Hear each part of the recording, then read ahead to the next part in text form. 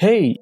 I've never been into roguelikes, but in November of last year, Hollow Knight, the Voidknight edition, was one of the free games of the month through PlayStation Plus. I have heard nothing but good things about the game since its release in early 2017, so I thought I'd go in on it. So here are my impressions in the first hour of playing the game. The footage here is only from the first hour and may contain some spoilers.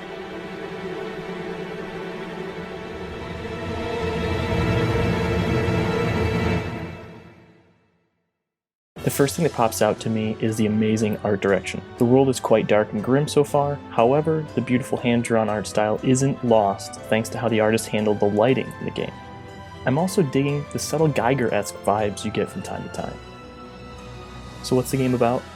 It's a roguelike platformer that has you exploring the town of Dirtmouth. In the first hour of the game, you are essentially sent down a well to just explore and fight enemies, with very little direction. You start with 5 lives, and each time you're hit, you're reduced by 1 life. If you lose all 5 lives, you're restarted at the opening hub in Dirtmouth. If you run back to where you were killed, you'll find a specter version of yourself that you can fight to reclaim your Geo, or Geo, I don't know, but this is basically your currency in the game, or the souls of a Dark Souls game. A cool mechanic that I didn't realize was a thing until far later than I should have, considering there was a tutorial pop-up and all, was the soul mechanic. As you're slaying creatures in the depths of Dirtmouth, you're slowly filling up your soul meter, which is like the globe in the top left corner. So when you get hit and lose a life, you can pull from your soul meter to refill lost life. You'll be using this tool a lot if you're as terrible at these types of games as I am.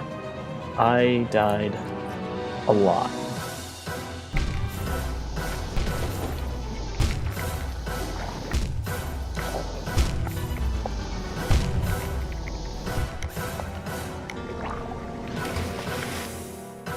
Within the first hour of the game, it throws a bunch of different enemy types your way. This really stood out to me because I'm currently playing through Immortals Fenyx Rising right now, and that game could definitely learn something from Hollow Knight. The world isn't filled only with baddies though. While exploring Dirtmouth and the underground, you'll meet a number of NPCs that seem to be dropping little world-building nuggets, something else that reminded me quite a bit of Dark Souls.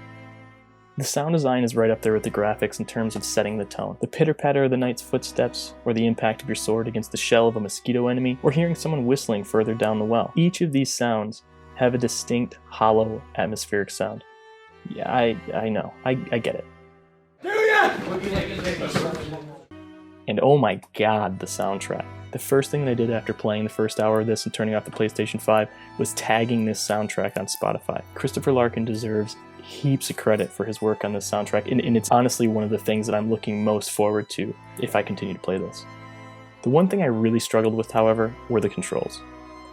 Well, maybe it's less about the controls and more about the physics. I don't play these styles of games that often, but the jumping to me felt outdated or something. I feel like most games factor in the momentum when the player is jumping, but in Hollow Knight, it's more about the direction you're holding. This caused me to die a number of times because I would fall short of jumping on a platform over spikes or an acid pit or one of the other ways that it likes to kill you. I kept expecting my momentum to carry me the distance and would release the left stick in order to not overshoot my target. I'm not really sure if this is making sense, but another example of this would be trying to jump onto a ledge above the player. You could jump straight up into the air, and at the apex of your jump, hold the direction left or right, and your character would sharply go in that direction mid-jump. Of course, the style of platforming is nothing new, but like this genre as a whole, it's about adapting. I expect it to take me longer to adapt because I just rarely ever play this style of game. Overall, I really enjoyed my first hour of Hollow Knight, and I do expect to continue exploring the beautifully grim world Team Cherry have created. And I have to think that if you're an avid roguelike player, this has to be added to your library. So far, 1 hour in, I think I'm going to keep going, and like this, I don't know if this is going to be a series or something, but maybe I'll do like the first 5 hours, or the next 5 hours, or the 10 hour, or just an overall review when I finish the game, if I finish the game. There it is. Thanks for watching. I'd love to hear your thoughts on Hollow Knight in the comments below, and if you liked the video, press the like button. It would help out the channel. Cheers!